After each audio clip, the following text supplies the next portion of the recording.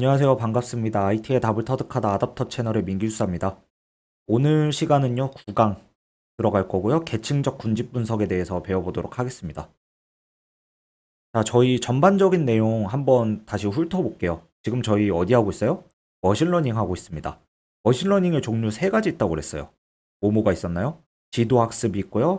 비지도학습이 있고 강화학습이 있습니다. 우리 지난 시간까지 지도학습의 알고리즘의 종류하고 지도학습의 평가 지표들 그리고 더해서 경사관법까지 해서 지도학습 열심히 배웠어요. 그래서 지도학습은 지난 시간까지 배운 것으로 끝내고요. 오늘 시간부터는 비지도학습에 들어갈 겁니다. 비지도학습은요, 크게 세 가지 종류로 구분이 돼요. 군집 분석이 있고요. 차원 축소, 그 다음에 연관규칙 분석이 있습니다. 그리고 군집 분석 안에는요, 또 계층적 군집 분석이 있고요. 분할적 군집 분석이 있습니다. 혹은 분할적 군집 분석은요. 비계층적 군집 분석이라고도 불러요. 이거는 알아두시면 되고요. 요거는. 그래서 오늘 저희는 계층적 군집 분석에 대해서 배워볼 겁니다. 자, 계층적 군집 분석이 뭐냐? 말 그대로 계층적으로 유사한 군집으로 묶어가면서 진행하는 방법을 의미합니다. 계층적 군집 분석은요, 또 두 가지 종류가 있어요. 응집형이 있고요, 분리형이 있습니다. 응집형을 먼저 보면요, 응집형은 하나의 데이터를 하나의 군집으로 보고 가까운 군집끼리 병합해 나가는 방식입니다. 자, 사례를 한번 볼게요. 자, 이런 4개의 데이터가 있습니다. 4개의 데이터가 있으면요, 각각을요, 하나의 군집으로 본다고 했어요. 그리고 가까운 군집끼리 병합을 해나간다고 했죠. 그래서 지금 P1, P2, P3, P4 각각이 군집이 돼서 4개의 군집이 있는 거고요. 그래서 이 상태에서 가까운 군집끼리 병합을 해나갈 겁니다. 자, 가장 가까운 군집은 지금 뭘까요? P2랑 P3가 가장 가까운 군집이 되겠죠. 그렇죠? 그래서 P2랑 P3를 묶어줍니다. 그러면은 P2랑 P3를 이렇게 연결해 볼 수가 있을 거예요. 오른쪽에 그래프를 보듯이. 그 다음에는요, P2, P3가 하나가 된 군집하고요, P1, P4 각각의 군집해서 총 3개의 군집이 됐습니다. 이 상태에서 가장 가까운 군집은요, 지금 봤을 때는 P2, P3라는 군집 하나하고 P4라는 군집이 가장 가까운 것 같아요. 그래서 이 둘을 묶어줄게요. 이 둘을 묶으면요, 또 그래프로 묶어줄 수가 있겠죠. 그렇죠? 그리고 이제 마지막으로 P2, P3, P4가 묶인 군집 하나하고요, P1의 군집을 묶어주면 되겠죠. 이렇게 묶어주면 오른쪽의 그래프도 완성이 될 거고 왼쪽에도 다이어그램이 그려질 겁니다. 이 왼쪽을요, 부분 군집 다이어그램이라고 부르고 오른쪽을 덴드로그램이라고 불러요. 이 덴드로그램을 보면 아시겠지만 뭔가 계층적으로 엮여 있는 느낌 있죠. 데이터들끼리 그래프로 엮여 있는 느낌이 있어서 그렇기 때문에 얘를 계층적 군집 분석이라고 부르는 겁니다. 그리고 이 덴드로그램은 중요한 개념이기 때문에 뒤에서 제가 다시 설명을 드릴 거예요. 자, 그러면은 계층적 군집 분석이 이런 방식으로 돌아간다는 건 알았는데 우리가 또 알아볼 게 있어요. 뭘 알아봐야 되냐면요. 두 가지를 알아봐야 되는데 첫 번째로는요. 이 데이터들 간의 거리는 어떻게 계산할 거냐? 가 첫 번째 문제입니다. 그렇죠? 이 데이터 간의 거리를 계산하는 방법이 여러 가지가 있을 거예요. 그래서 그것에 대해서 배워봐야 되고요. 그리고 두 번째는요. 이 P2, P3라는 군집과 이 P4라는 군집 간의 거리도 계산하는 방법이 있을 거예요. 그래서 이 두 가지에 대해서 배워봐야 될 겁니다. 자, 첫 번째로 이제 데이터 간 거리 측정 방식이 있습니다. 데이터는요, 크게 두 가지 종류가 있다고 예전에 설명을 드렸어요. 수치형 데이터가 있고 범주형 데이터가 있다고 그랬습니다. 기억나시죠? 수치형 데이터와 범주형 데이터. 얘는 의사결정 트리 제가 설명하면서 설명을 드렸어요. 데이터에는 이런 두 가지 종류가 있는데 그러면 수치형 데이터에는 측정 방식이 뭐가 있냐? 이것도 우리 이미 배웠습니다. 사실 언제 배웠느냐면요. KNN 알고리즘, 분류에서 사용하는 알고리즘 기법이었죠. 할 때 유클리디안 거리하고 맨하탄 거리를 배웠습니다. 그래서 크게는 이 두 가지를 거리를 많이 사용을 하는데 추가로 몇 가지만 지금 나온 김에 더 배워볼게요. 우리 자, 체비셰프 거리라는 게 있고요. 마할로비스 거리라는 게 있습니다. 체비셰프 거리는요, 좌표 차이 중 가장 큰 값을 갖는 거리예요. 자, 예를 들어 볼게요.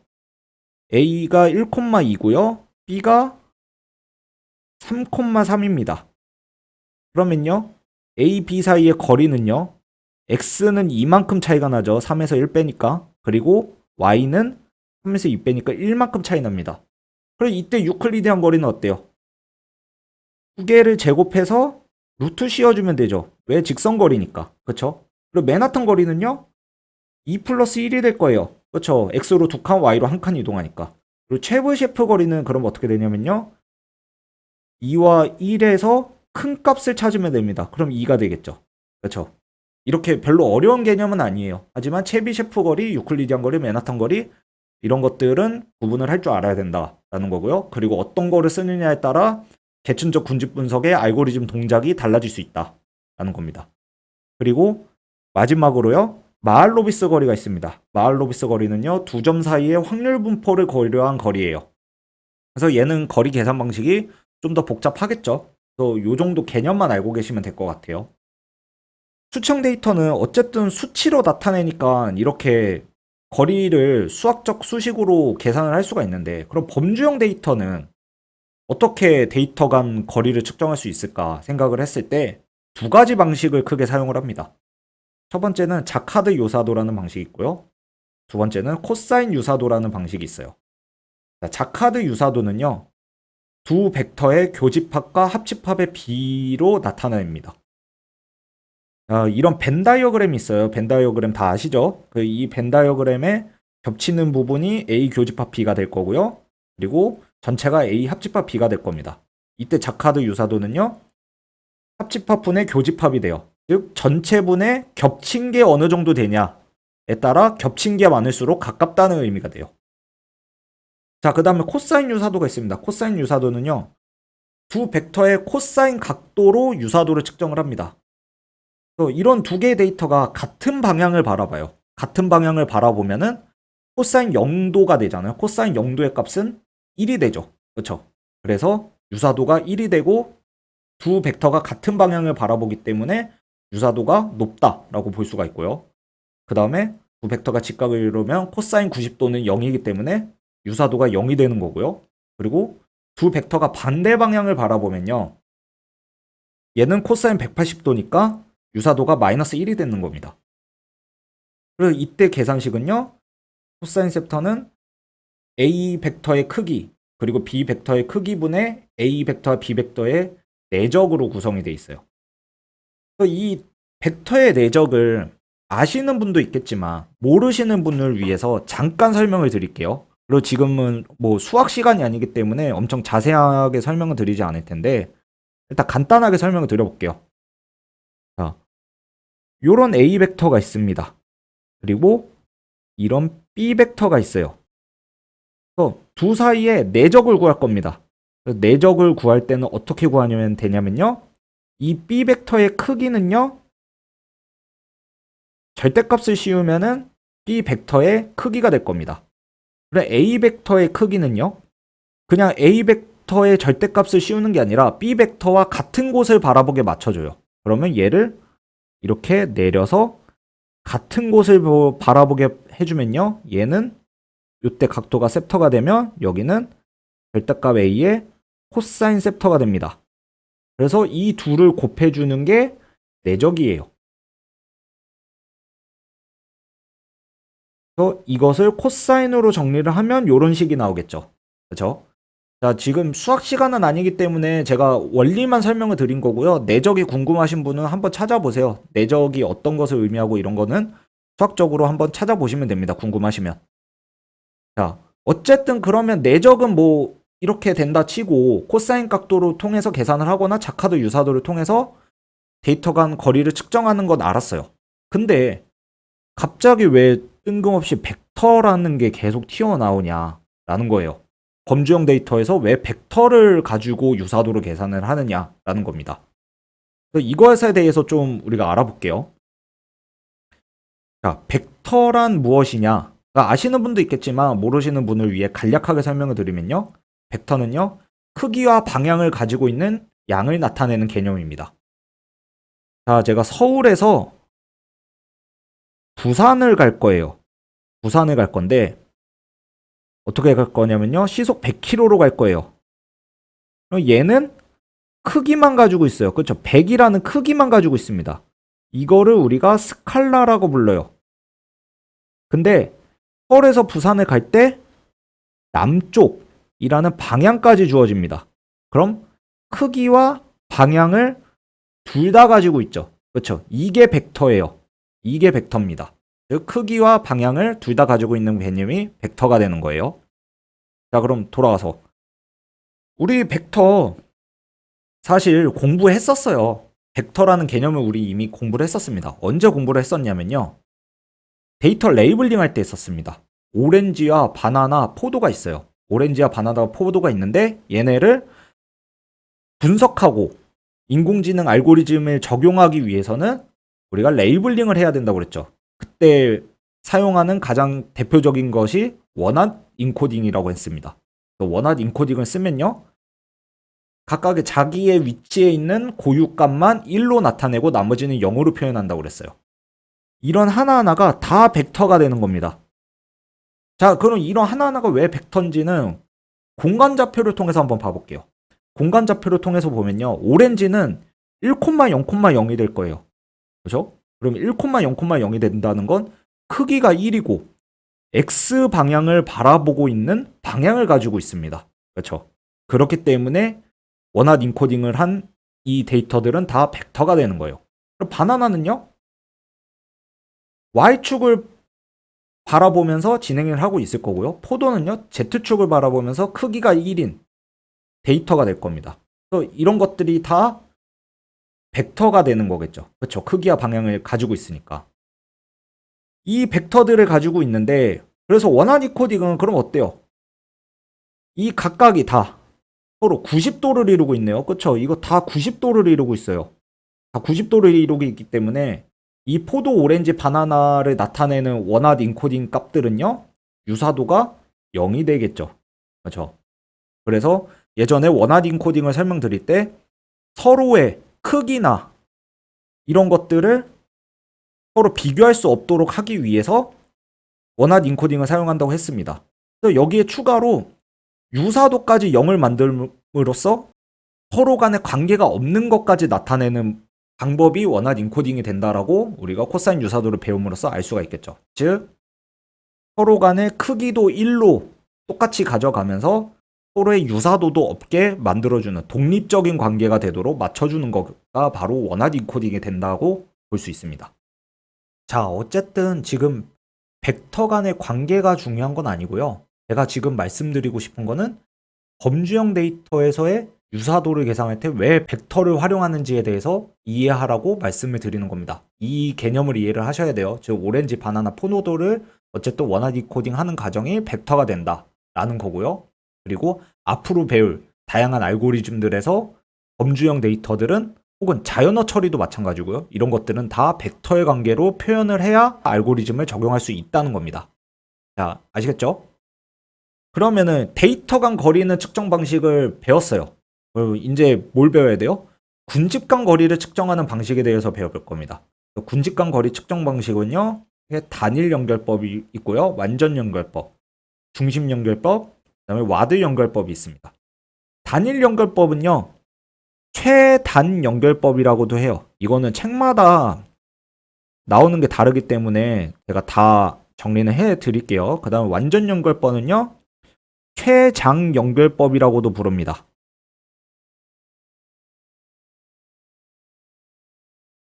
자, 단어만 보면 크게 어려운 개념이 아니에요. 두 개의 군집이 있습니다. 두 개의 군집이 있을 때 데이터 중에 가장 가까운 최소 거리를 군집 간의 거리로 보는 겁니다. 즉 A라는 요 군집과 B라는 군집이 있으면요. 이 A와 B 사이의 군집 거리는 데이터 간의 최소 거리로 측정을 하는 거예요. 이게 단일 연결법입니다. 그럼 완전 연결법은요. 두 군집이 있으면요. 두 군집 간의 최대거리로 하겠죠. 최장거리로 측정을 할 겁니다. 그래서 요 자료에는 제가 표시를 하지 않았지만 이런 것들, 이런 것들 다 측정을 할 수가 있겠죠. 얘네를 평균을 내면요. 평균을 내면은 평균 연결법도 있습니다. 이런 것도 있다는 거는 알고 계시면 될 것 같아요. 자, 그 다음에 중심 연결법은요. 각 군집의 중심점을 구합니다. 각 데이터들의 중심점을 구해서 연결을 하면요. 얘는 중심점 거리로 측정을 하겠죠. 이게 중심 연결법이고요. 와드 연결법은요. 군집을 병합해 나가면서 오차 제곱을 구합니다. 오차 제곱을 구하면서 오차 제곱이 커지지 않는 값을 계속 찾아내는 거예요. 이게 바로 군집 내 오차 제곱합의 근거에서 연결을 하는 와드 연결법이라고 있습니다. 네 가지 방식 중에 어떤 걸 선택할지도 우리가 결정을 해줘야겠죠. 군집 분석을 할 때. 자, 그럼 응집형은 이제 알았어요. 그럼 이제 뭘 해야 돼요? 분리형을 해야 됩니다. 근데 분리형은요, 응집형이라 반대로 수행한다고 생각하시면 돼요. 응집형은 각각의 데이터를 하나의 군집으로 본 다음에 병합해 나갔잖아요. 그럼 분리형은요, 전체 데이터를 하나의 군집으로 보고요, 분할해 나갑니다. 대표적으로 다이아나 알고리즘이 있고요. 다이아나 알고리즘은요, 이렇게 A, B, C, D, E라는 데이터가 있으면 쪼개줍니다.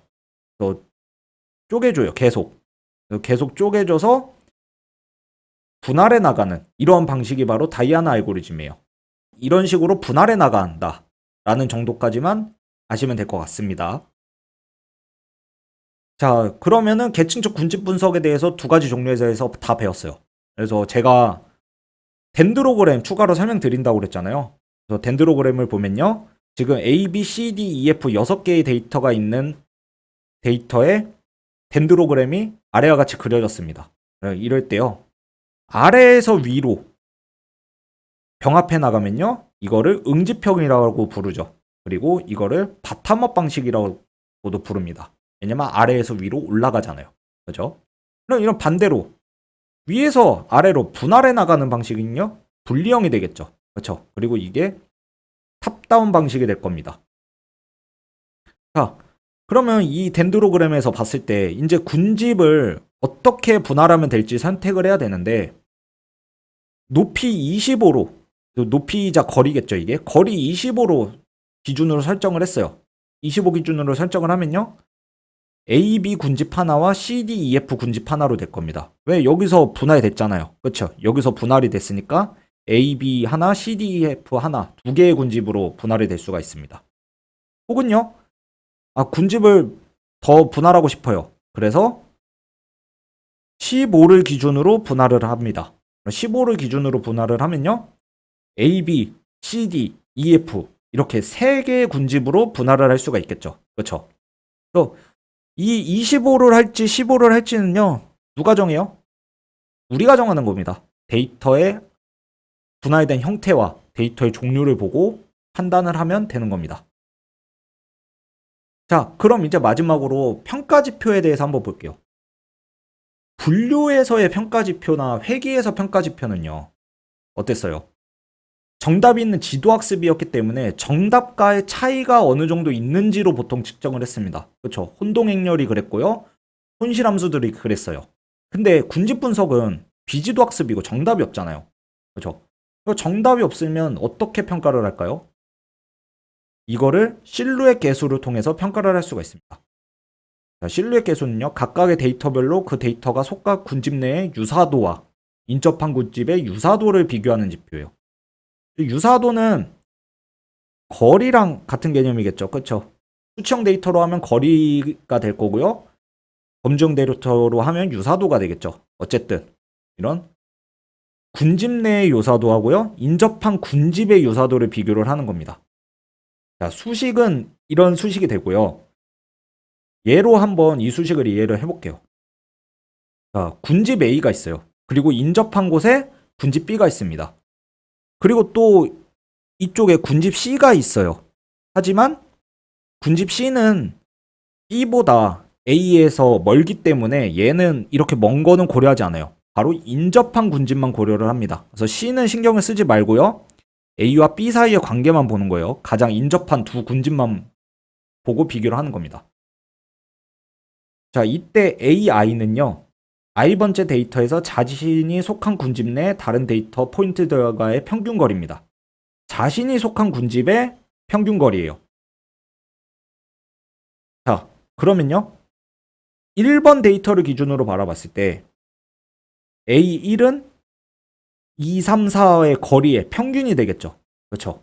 그래서 이런 식으로 AI는 계산을 할 수가 있는 겁니다. BI는요. i번째 데이터에서 가장 가까운 다른 군집이라고 했어요. 다른 군집 내의 포인트들과의 평균거리입니다. 1번 데이터를 기준으로요. 군집 B에 있는 다른 데이터 포인트들과의 거리를 일단 계산을 해요. 그리고 나면은 B1은 5, 6, 7과의 거리의 평균이 되겠죠. 그렇죠? 그래서 이 값들을 구해서 요 수식에 대입을 해주면 될 겁니다. 얘는요. 마이너스 1에서 1 사이 값을 가지고요. 1일수록 군집화가 잘 되었음을 의미합니다.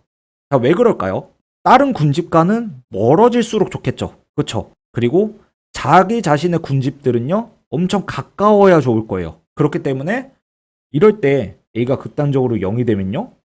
이렇게 되겠죠. 그렇죠?